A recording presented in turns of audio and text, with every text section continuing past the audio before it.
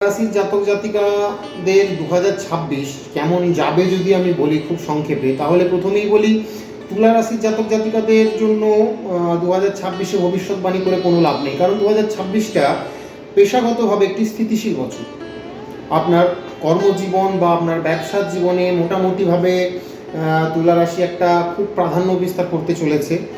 কিছু বাধা আসবে প্রথম দিকে আপনার জীবনে, সেগুলি আপনি খুব সহজে কাটিয়ে উঠতে পারবেন। চাকরির জীবনে বলুন, আসবে কিছু বাধা আসবে, তো সেগুলো আপনি সহজে কাটিয়ে উঠতে পারবেন, কোনো সমস্যা হবে না।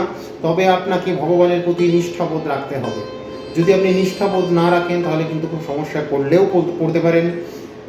এছাড়াও আপনি আপনার বন্ধু বৎসল যে আপনার সম্পর্ক, মানে আপনার যে বন্ধু সার্কেল রয়েছে, সেই সার্কেলের সঙ্গে আপনি একটু বুঝে শুনে মিশবেন এই বছরটি।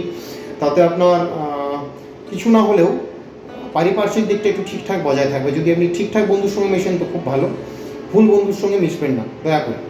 তাতে আপনার জীবন দেখবেন 2026 কেন সারা বছর সারা জীবনই আপনার ঠিকঠাক যাবে। এরকম ইনফরমেশন ভিডিও যদি আপনি পেতে চান, আমাদের এই মহামন্ত্র চ্যানেলের সঙ্গে থাকুন। নমস্কার।